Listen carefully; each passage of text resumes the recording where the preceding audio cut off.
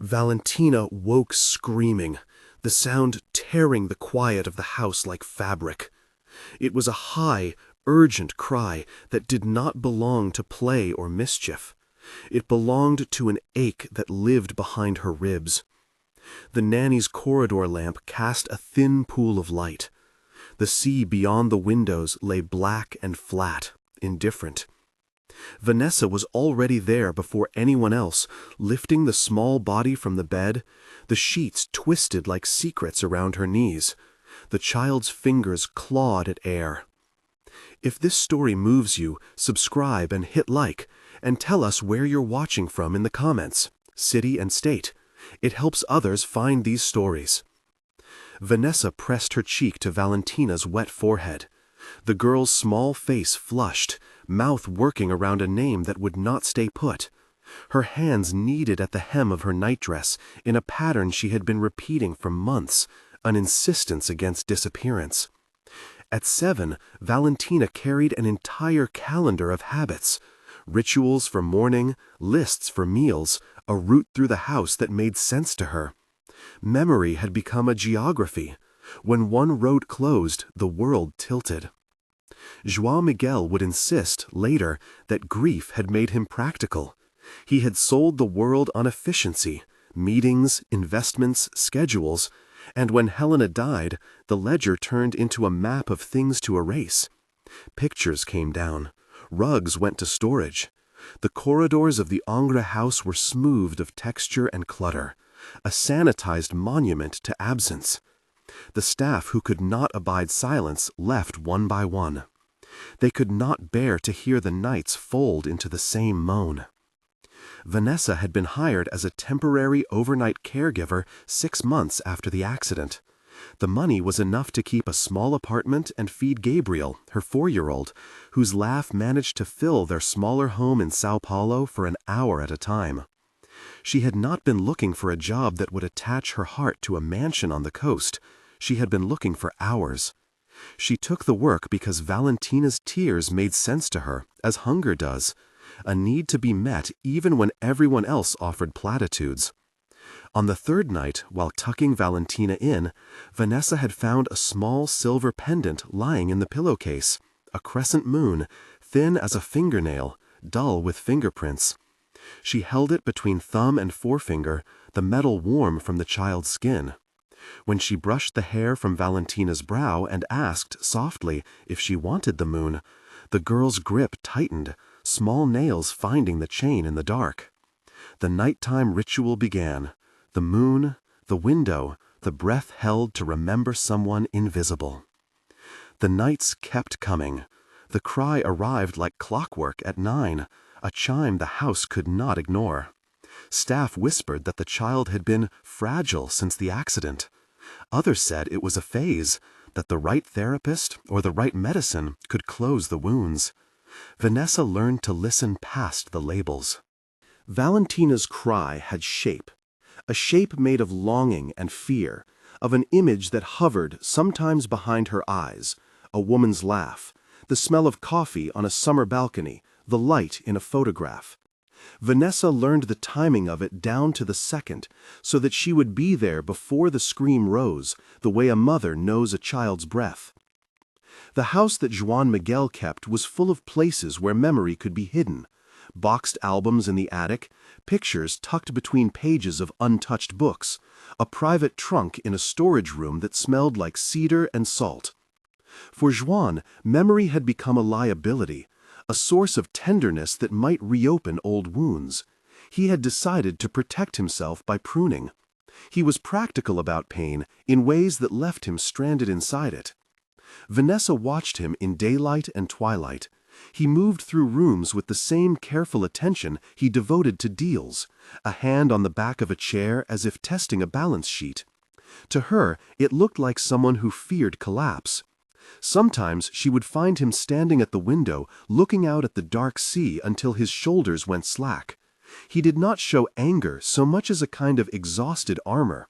He was a man who would pay to erase his own memory if he could figure out how. One afternoon, returning from the market in the small town near the marina, Vanessa found a cluster of fishermen gathered around a crate, Inside it was a baby capuchin, eyes as dark as the olives in the market stalls. A woman was arguing with a vendor. The monkey's tiny hands gripped the slats, and for a moment Vanessa's tiredness and her habit of seeing need in unlikely places joined. She did not think like a worker who should mind her own business. She thought like a mother who could not walk past hunger, even if it came cloaked in fur. The vendor wanted money. The woman wanted to keep it as a curiosity. Vanessa bargained with 2 bills and the rest in favors she would call in later. She wrapped the animal in her scarf like a secret and walked home along the coast, the monkeys breathing a small, steady thing against her ribs. In the calm that followed the market's chatter, the baby monkey turned its head and looked at the moon rising over the black water, and Vanessa felt the sudden, absurd hope of rescue. She brought the creature into the mansion in the quiet of early evening, small and trembling in her hands. She told herself she would hide it until she could find it a proper home. She told herself 100 reasonable things. Valentina found her in the hall with the crate, eyes wide and still, not crying for the first time that week. The monkey chirped softly, exploring the edge of its blanket with a curiosity that made Valentina laugh once, the sound small as jewelry. That laugh lodged in Vanessa's chest like a coin. She had not heard anything so clear from the girl in months. Vanessa wrapped the monkey in a towel and murmured, "Stay for tonight," the words a tentative prayer. She would not tell Juan. She thought, a creature understands where routines are more than words do. A small being's rhythm could match a child's and calm the terror of losing track. If memory could not be returned, perhaps a new anchor could be offered. Valentina slept better that night. The monkey curled into the crook of her arm. Its tiny chest rose and fell in an easy pattern that matched her own.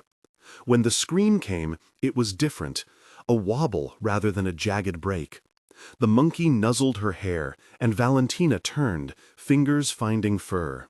She pressed her cheek to it and said, a name hanging like a live coal, "Mama," only once, like testing the shape of air. She did not fall apart. She breathed, and the moon pendant in her hand caught the light and flared like a promise. For a week, the monkey kept the rhythm with them. Vanessa named him Chico in a whisper she thought would be kind. He learned the routes through the house quickly, following Vanessa like a small shadow as she made the rounds, watching Valentina for any sign of distress. He would climb onto the child's knees during the day and mimic the motions Valentina made when she sorted pebbles into bowls. The bond astonished Vanessa in its quietness. Where people spoke and failed, Chico offered presence.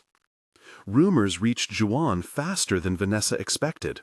He came home on a Thursday with the sharpness of a man who had been managing absence through omission. He found the monkey in Valentina's lap. Juan stopped in the doorway, and the color left his face in a way that made Vanessa's insides realign. He had not expected this, an animal in the house, a thing that could be pointed at and judged. His first words were economy. Where did that come from? From the market, Vanessa said. She did not flinch.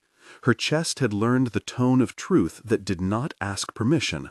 She needed something. She was different afterwards. You brought an animal into my house?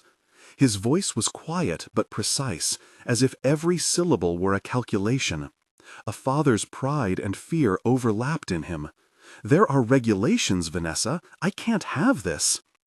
You can have her whole life stripped of pictures, and she still cries every night, Vanessa said. The words were small, deliberate things that hit him where he had not allowed hits. She could see the way he held himself rigid, a man who had tried to build a wall around pain and found it porous. Valentina looked between them.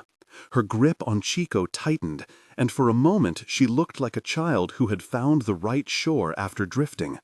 Then she did something Vanessa had not expected. She lifted a hand, small and open, toward the paintingless corridor where a bare patch of wall looked back like an accusation. Her finger pointed at the window. the sky beyond, then at the silver moon hanging near her throat. She whispered, so quietly Vanessa had to lean in, "Mama, moon." Joan's jaw moved. He had not said Helena's name aloud in months. The syllable seemed to scratch the inside of the house. He looked at the pendant, then at the monkey, then back at the child. For a breathless second, he looked like a man who had been underwater and was surfacing slowly. He could not frame it as anything but an inconvenience, but the inconvenience had weight. "What do you want me to do?" he asked, not angry now, only very tired. Vanessa held her gaze. "Listen," she said. "She wants to hold on to a thing that reminds her. She wants to have someone who doesn't leave when she wakes up screaming." Joao's entire face shifted at the word leave. He stepped forward and sat on the edge of Valentina's bed without looking at Vanessa. He put his hands on his knees, and for the first time she saw his hands shake. "She calls for her mother," he said, out of himself, a sentence like a confession. "Every night. I thought if I removed everything, I could stop it. I thought I could stop hurting." The wail that followed was not from Valentina. It came from Joao, a release he had been holding in the hollows of his suit pockets.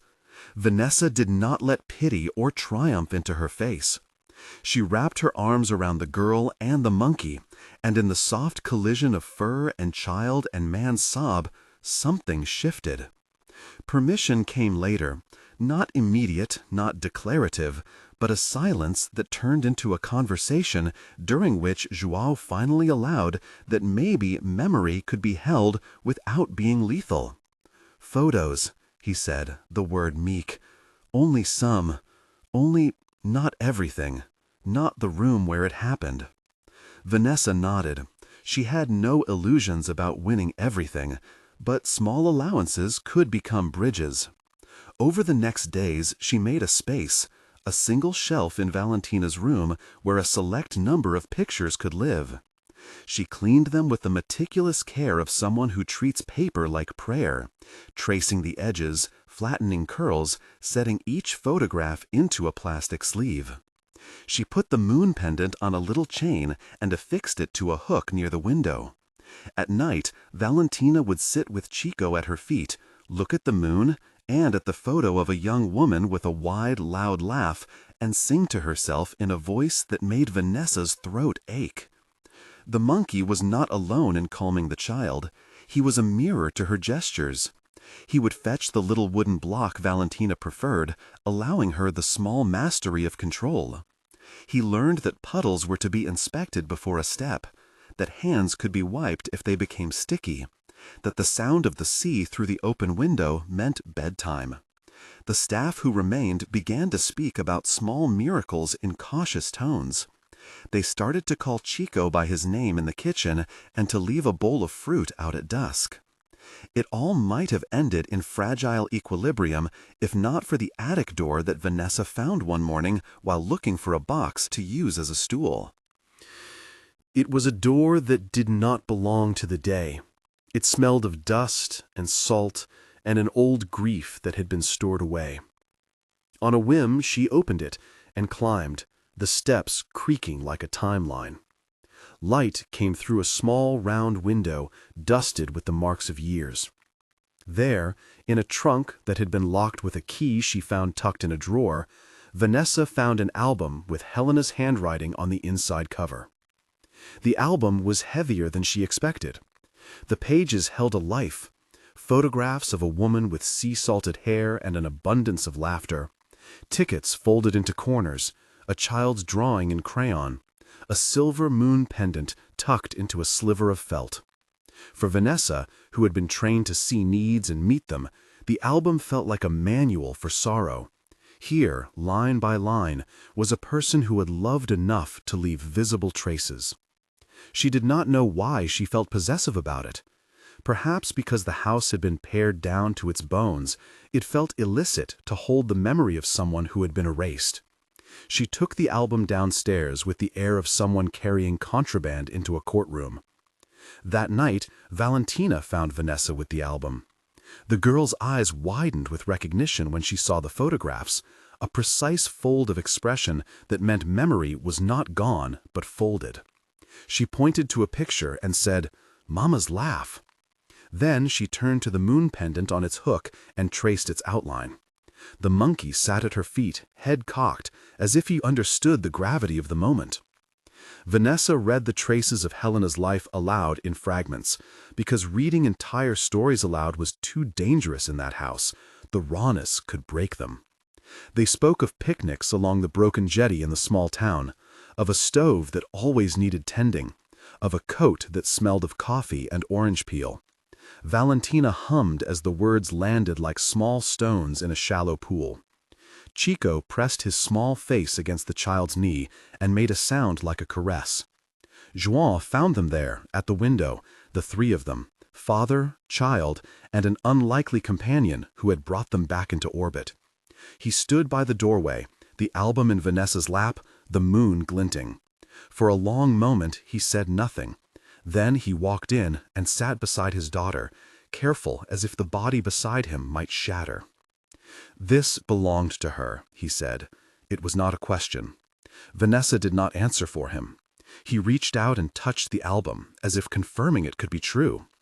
When he lifted his eyes to the photograph of a woman with hair like wind, something softened in him that had not been touched by charts and balance sheets. "She sings to me," Valentina said. "She says the moon is Mama's light." João looked at the child and then at the moon. He laid his hand over Valentina, where it curled around the pendant. He breathed in a way that filled the room. "I was wrong," he said, as if saying those words had been a debt he had finally paid. I kept thinking that if I removed the things, it would stop. I thought I could protect you by hiding it." Valentina looked at him and smiled, a small, precise thing that was not theatrical but profoundly present. She tapped the photograph's edge with a finger and said, "Mama smiles." Vanessa felt something in her chest unlatch. It was not triumph so much as relief, a settling as if a storm had passed and someone had finally closed the shutters. The change was not instantaneous. João, practical and hurt, still resisted an entire reopening of memory. He consented to the album and a single framed photograph in the living area, but he drew a hard line around the room where the accident had occurred. He wanted to keep that space blank. Vanessa accepted the compromise. She knew that reclamation often traveled in small increments. The community in the staff's quarters noticed the shift and adopted small rituals. They would leave a window slightly open at night so the sea air could enter the rooms where Valentina slept. They began to place a small glass of water by the crescent hook as an offering, an unspoken act of remembrance. Gabriel visited on weekends, his small hands clasped in wonder at Chico's antics. He taught the monkey to steal one sock and hide it in the couch, which, to Valentina's delight, became a game that made sense in a world that frequently did not. Still, there were nights when the cry carved through the house like an alarm. The monkey was not a remedy, but a companion. It could soothe, but could not erase absence. On one such night, after a particular hard day where the lawyers called and João retreated into meetings that lasted until the sea had turned the color of ink, Valentina began to cry with a force that made Vanessa's arms ache. Vanessa stood in the doorway listening, thinking through every possible way to fold the world so that pain might fit. Chico, sensing the depths, slid off the bed and clambered onto the windowsill where the moon sat like an old guardian. He raised his small hand and tapped the glass. Valentina stood up abruptly and without instruction moved to the window. She placed her palm against the cold and looked out at the black that was less intimidating because the moon hung there like a compass. For a long time she stood holding the pendant, the chain warm against her skin, and watched the sea. Then she turned to João and, with the solemnity of a child who had learned to officiate small reconciliations, pointed up at the sky. "Mama," she said, She is here. Neither of them could have said whether it was the moon or the memory the girl invoked that made Joao's eyes wet. He knelt down then, as if reclaiming a posture he had not been allowed to take, and wrapped his arms around his daughter. For a while, the three of them, father, child, and the woman who had come from São Paulo with a heart that noticed needs, held the small animal between them on the bed, and the house felt like a place where grief could be present but not crushing. The monkey remained a point of contention in the household and a secret source of joy. Some guests found him charming, others murmured about propriety. There were managerial emails, formal requests for consultation with specialists, and a committee of users called the house's board who debated resources. João, to his own shock, listened less and less to the logic of erasure and more to the practicalities of comfort. He commissioned a small, safe enclosure for Chico in the garden, a place where the monkey could play and be tended to without turning the house into a menagerie. He also authorized a therapist to come in 2 afternoons a week, not because he believed therapy would fix everything, but because he was beginning to understand that tending to what was lost mattered as a duty of love. Vanessa, for her part, began to imagine a life where grief could coexist with laughter. She arranged for Gabriel to come more often. His small, boyish laughter made Valentina invent new songs. Vanessa pressed her cheek to the moon pendant each night before she left for her apartment in São Paulo, a ritual of her own. She had started, quietly, to store receipts from the market in an envelope with a scribbled note, Chico's food. In the margins of her life she found room for tender economies now. But the past has a way of returning to be met. When Vanessa needed a photograph to smooth into the empty place on the wall, she went looking through the trunks and boxes kept in storage. The house still held the residue of Helena, coats with the faint smell of orange peel, a journal with a pressed leaf, a concert ticket. One afternoon, she found a small yellowed envelope nailed into the back of a drawer. Inside were letters, their edges softened by time. They were addressed to João, but never given. Vanessa read them beneath the humming fan in the kitchen, stopping at lines that told of a woman's plans and terrors and love so fierce it made room for other lives. A letter ended with a sentence that made Vanessa's fingers tremble. "If anything happens to me, remember me by the moon. The rest you must carry, not bury." Helena's handwriting leaned to the right, as if in a hurry to meet the day. Vanessa folded the letter into her palm and understood, with the particular clarity that comes from seeing someone else's tenderness recorded like a map, that memory could be an act of letting go and holding on simultaneously. She placed the letters in the album and left a note for João. She did not expect much. He replied with a time to meet in the study, 7 p.m., and that was all. When she sat across from him later, the house felt sterile in the kind of way that only heavy things can make it. The walls held the echo of their conversation as if bracing for it. "You found something?" he asked, voice even. "I found letters," she said. She planned things. She wanted to be remembered by the moon. João's face moved through the phases of a man who had been given a new instrument to calibrate his grief. He nodded. "I thought I had done the right thing," he said. "I thought I had protected her by making sure nothing would remind us." "You protected yourself," Vanessa corrected, gently. "But protection is not the same as healing." He stared at that for a long time. "What do you want?" he asked finally, as if negotiating more than permission. "For Valentina to have some of it back," she said simply. "Not everything, not the room, but pictures, stories, a small place where she can go when she needs to remember." It was not an explosive confrontation. It was a conversation like a glass being filled slowly, a decision that had to be measured in ounces.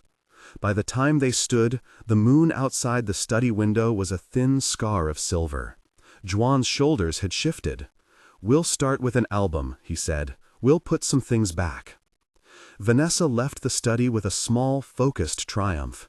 It felt like the beginning of something that might turn into healing if tended. She carried the letters home and placed them near the moon pendant on Valentina's nightstand. The child touched them with the reverence of someone who knew the outline of a loss and had just been given a gift instead of a solution. Weeks unreeled. The album became a ritual. They would add a photograph every Sunday and read a short note aloud. Gabriel learnt to trace the pictures and then invent backstories about the woman with the sea hair. Juan would sit and look, sometimes openly crying, sometimes with a face like carved stone that smoothed only when he reached the photograph where Helena was laughing with a child in her arms. The house yawed less between emptiness and an unbearable pressure. It found a middle space where silence could become a choice rather than an accusation. Chico, the small monkey, who had been smuggled into the mansion by a woman who could not walk past a need, became a fixture of the new domestic arrangement. He would sit on the windowsill and watch the moon as though he understood its great project. The staff grew fond of him. Even Juan offered him a piece of toast sometimes, as if he were acknowledging a treaty of sorts with the animal. And yet, on a morning when the tide was low and the air smelled of seaweed and orange, Vanessa found a letter shoved underneath the piano bench. It was a note from Helena to Juan, written in a hurry.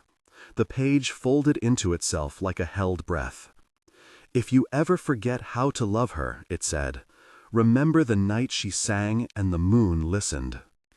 Vanessa read it twice, and something inside her tightened, not with fear, but with the knowledge that stories were not finished by simple acts of restitution. To truly heal, someone had to let go of the last piece of armor.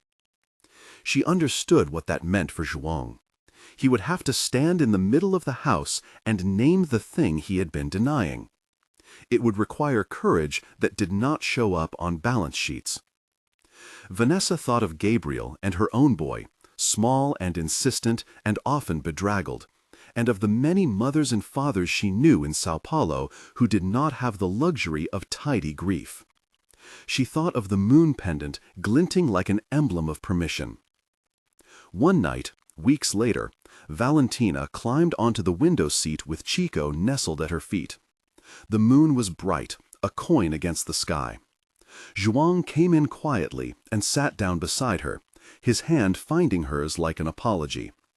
Without preamble, he opened his mouth and recited the kind of thing people often forgot to say.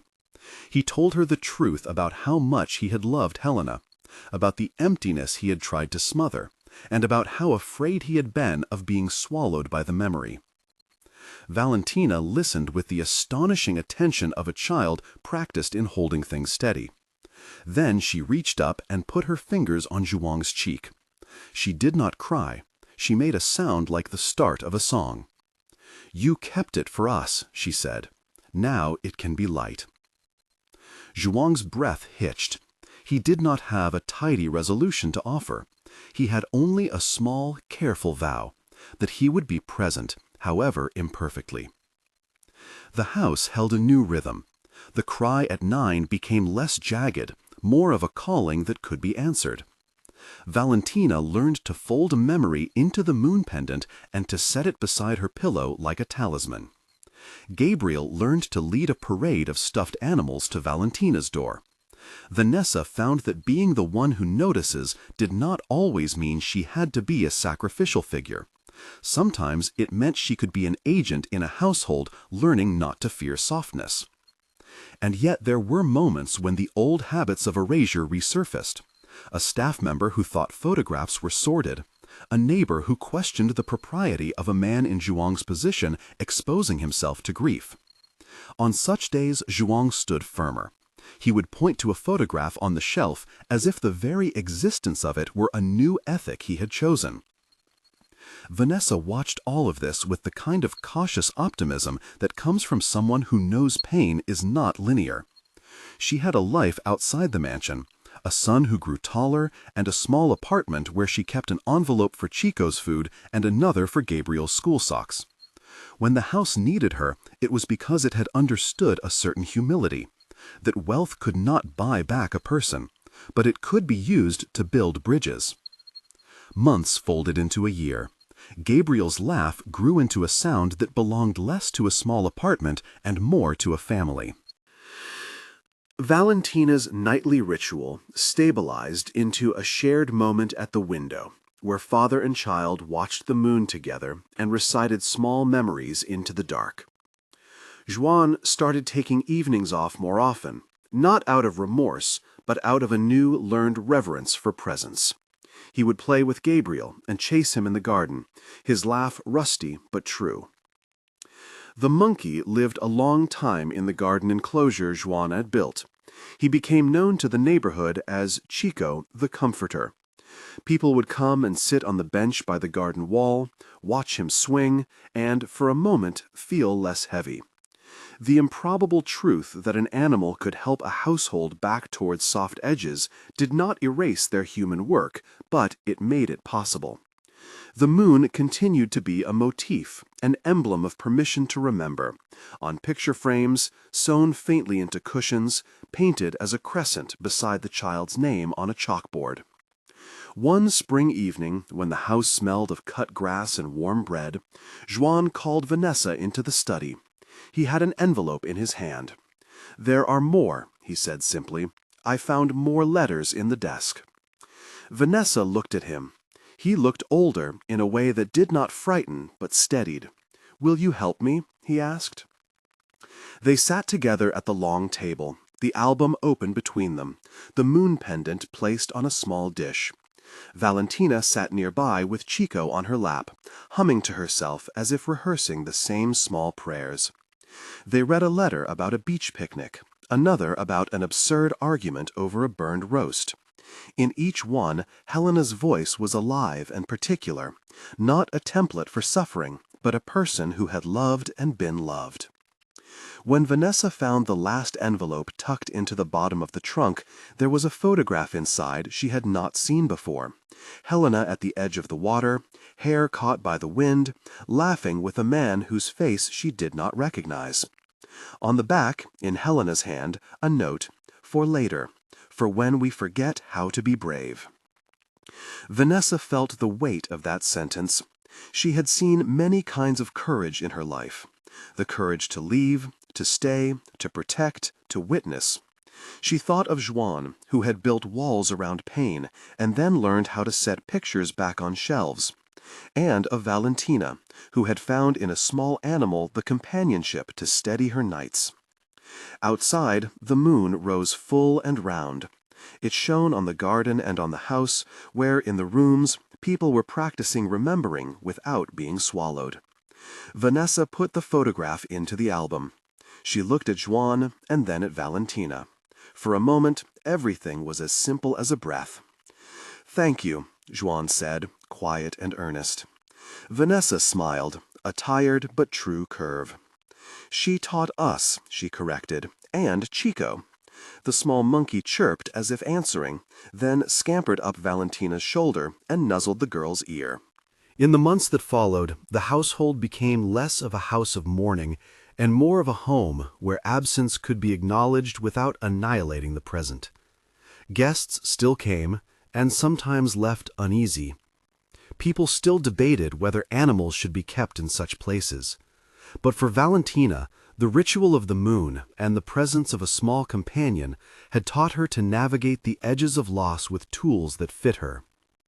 Years later, Gabriel, at 9, would sit on the same window seat and point up at the moon, now a shaded crescent, and ask about stories that had been told and retold. Valentina, older and less fragile in the way of childhood survivors, would answer with the patience of someone who had learned to make sense of absences.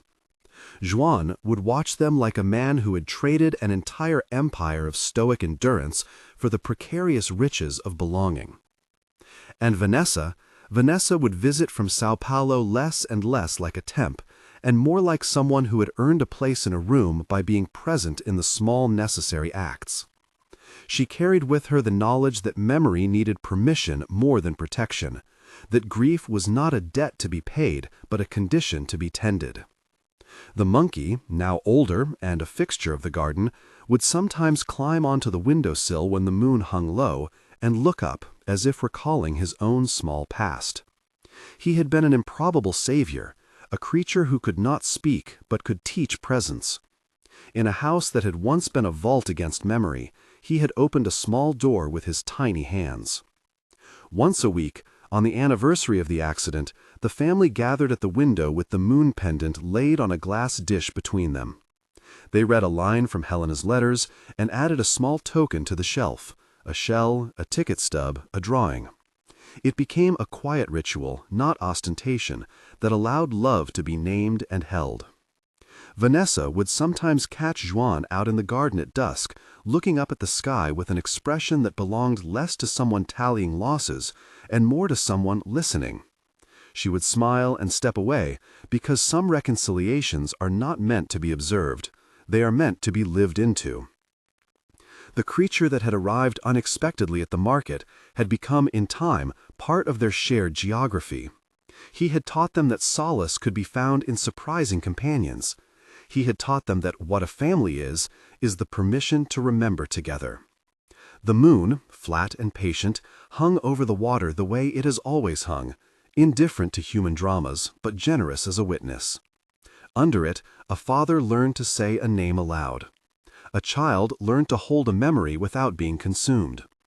A woman from Sao Paulo learned that opening your hands sometimes means offering a small rescue and staying to see what it builds. On a night when the tide was low and the air sweetened with the smell of orange peel, Valentina placed the crescent moon pendant into Vanessa's hand. "For you," she said, solemn as if passing a torch. Vanessa felt the weight of the metal, familiar now, warmed by the child's palm. "I'll keep it safe," she answered, though she did not know which of the two would need the moon's light more. They stood at the window together, the small family, father, 2 children, a woman who had come from a life of less privilege and found her heart expanded, and the monkey curled at their feet, both old and mischievous. The moon shone like a promise over the sea, and in the house a routine had grown, ritual, memory, and the willingness to say the name of the absent one aloud. Outside, somewhere on the coast, a lamp winked on in a small apartment where Gabriel's after-school drawings were drying on string. Vanessa thought of her own son and of the endless ways people keep each other from disappearing. She did not know what tomorrow would bring. She only knew that tonight, in the glow of the moon and in the soft rustle of pages turned, there was an order of things. Love given, love kept. She looked at Joe, who was humming a tune he had not known he still knew, and at Valentina, who had fallen asleep with Chico's small paw resting on her hand. For the first time since she had been hired, the house did not feel like a borrowed thing, but like a place where belonging had been earned.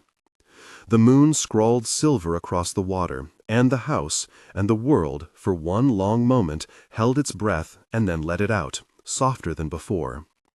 Dawn came slow, as if the house itself needed time to remember how to move. The room smelled faintly of boiled coffee and salt. The moon pendant, warmed by bodies and breath the night before, lay on the shelf between a small white shell and a child's crooked drawing of a boat. Valentina woke first, eyes bright with some late residue of sleep, and reached out to stroke the pendant as if to assure herself it was real. Joa was in the kitchen, sleeves rolled, stirring eggs with a careful, almost ritual patience. The kettle sang and then quieted. He made 2 plates without asking, and set a chair by the window, though the morning light had not yet found the sea. When Vanessa came down with the towel wrapped around her hair, she paused at the doorway, smiling at the sight of them gathered like a small island of habit. They ate in a comfortable silence that was not absence but settlement. Valentina told them, in the flat, confident way of a child who knows the world is older than her, about a boy at school who had a wooden toy that made a whistling noise when you pressed it. She had decided, she said, that the toy should be called Chico, too. Joe laughed, the sound low and easy. Vanessa listened in that way she had learned, not only hearing the words, but cataloging the way they fit the day. After breakfast, Joa went out into the garden to look at the herbs and the small tomatoes that had stubbornly kept their green life through an erratic spring. He set a hand on the monkey's back and felt the quick flutter of fur, the tiny warmth of a beating animal heart. The monkey raised his head and blinked, then scampered up the trellis to inspect the sky for a swallow or a stray shadow. Vanessa sat at the small kitchen table with a sheet of paper and one of Helena's notebooks open beside her. She had been writing letters at night, unsent, to anyone and no one, to Gabriel, to herself, to a woman whose handwriting she still tried to imagine. The notebook's edges were frayed, and the ink sometimes bled into the fiber, giving the sentences a soft wornness. Vanessa read a line, and then folded the page carefully, as though that were a way of folding memory into a pocket where it would be ready when needed. "Do you miss her?" Valentina asked, out of the blue, from the doorway where she was peeling a stick of orange with careful fingers. Juan did not answer immediately. He rinsed a cup and set it in the dish rack, eyes on the horizon where the sea turned from ink to silver. "I do," he said at last, and there was no attempt to make the sentence anything but what it was, plain and true. "But sometimes I feel her here, not as she was, but as the shape of a thing that taught us how to keep." Valentina nodded, as if his phrasing made sense of something she had been fumbling toward. She slipped the crescent pendant off the shelf and, with the solemnity of a child performing an adult task, tied its chain into a loop of string that she could wear over her head. The pendant rested just below her collarbone, warm under her shirt. The afternoon stretched in small forward motions. Juan walked down to the quay to check the nets, moving in the town's slow rhythm as if he were learning it anew. The market was beginning to hum. Fishermen hauled in boxes, and a woman called out the price of limes. Juan exchanged the usual nods. He noticed people looking at him not with the flat curiosity of strangers, but with a new civility, a recognition that someone's life had shifted and, in shifting, altered the neighborhood's geometry. A neighbor offered him half a loaf of bread without words. He took it and thanked her. Vanessa, for a time, walked along the beach. She thought of Gabriel drawing in his small apartment, of the string of paper his mother had pinned to the wall, and of the careful way that people made a life by attaching thin things to thicker things until a pattern emerged. She took off her shoes and let the water lap at her ankles.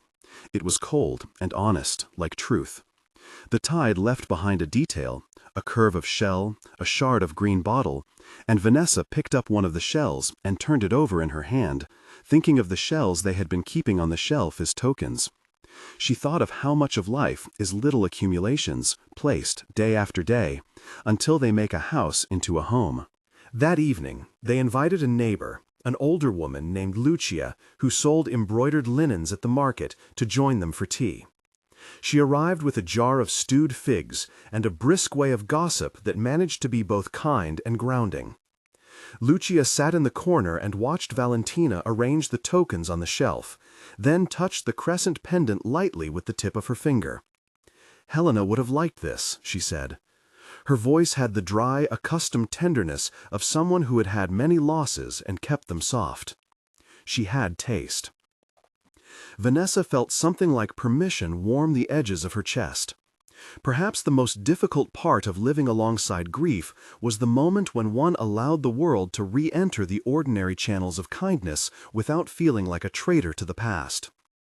Across the table, Juan took up Lucia's abandoned politeness and, for the first time in months, told a small story about a fish that had taken his line and almost ended his patience.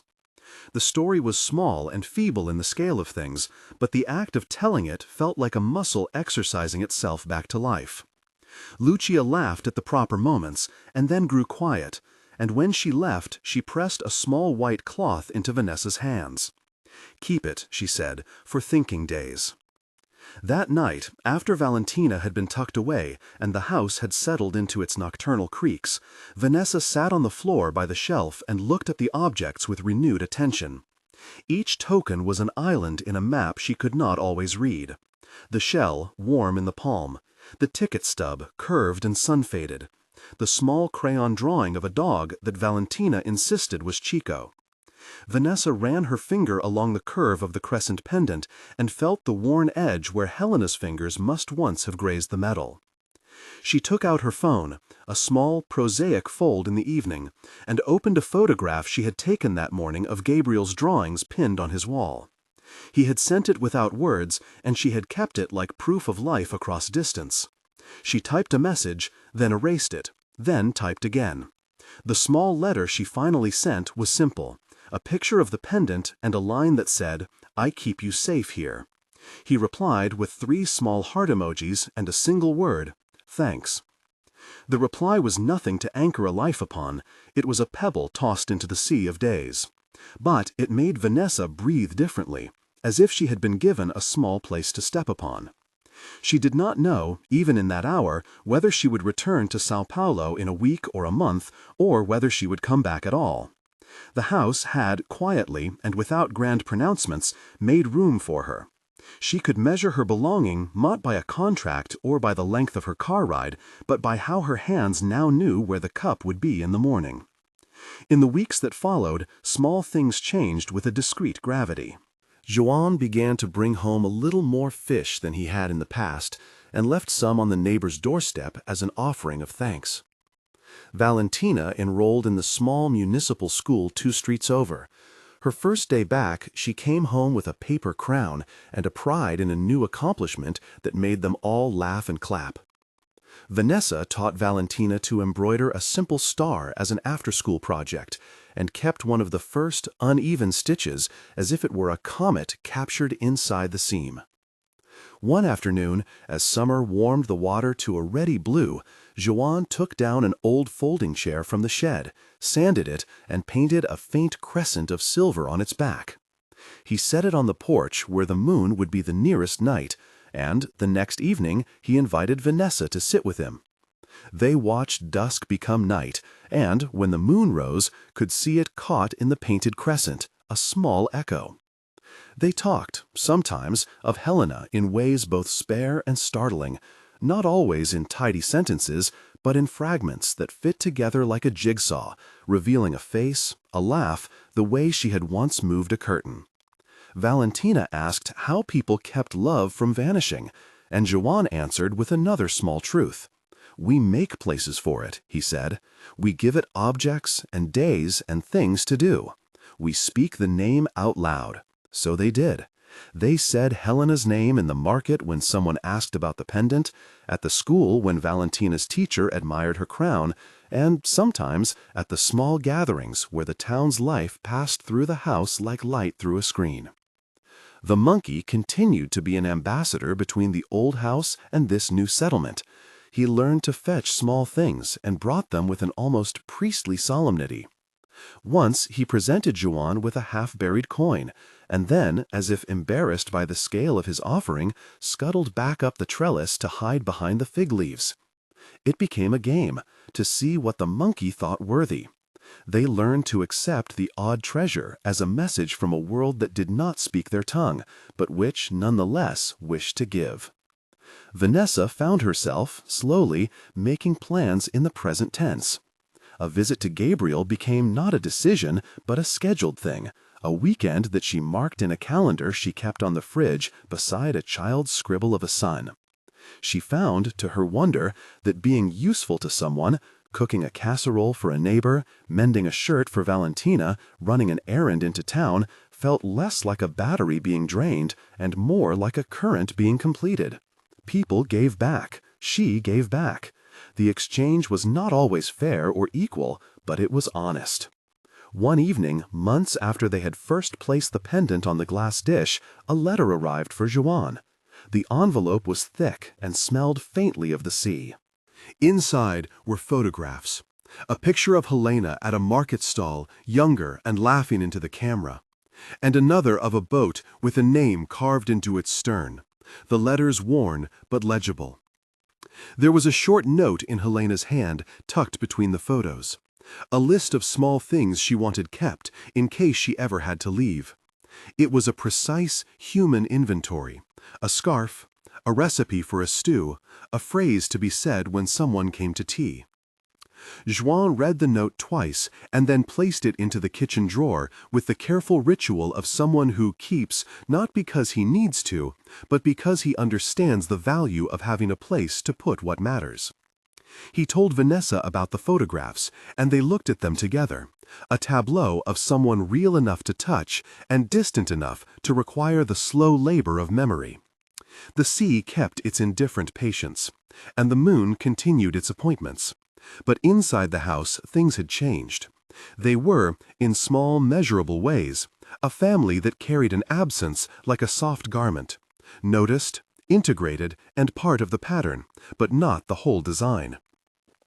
On a night late in the year, when the wind turned inland and the orange trees shook loose a few leaves, Vanessa stayed up on the porch long after Juan and Valentina had gone to bed. The monkey slept in his favorite spot on the sill, curled like a comma. Vanessa held the crescent pendant in her palm, feeling its coldness and then the slow taking of warmth. She thought of Gabriel drawing, of Lucia's cloth, of the photographs tucked in a drawer, of the small, steady work of remembering together. She did not make any grand promise to herself or to the house. Instead, she whispered a few small permissions: to stay for a while longer, to let grief be a companion and not a ruler, to be part of this house's care. It was not a vow so much as a settling, a choice made of many small minutes. When she finally went to bed, the house was as it had been that first night of ritual, quiet, threaded with the moonlight, and holding a space in which names could be spoken aloud without shattering the rest of the world. Outside, waves moved their slow punctuation across the dark. Inside, a pendant rested against a child's chest, and a man dreamed of a fish that had almost broken him and had not. And in that soft theater of living, memory and belonging continued their cautious, necessary work.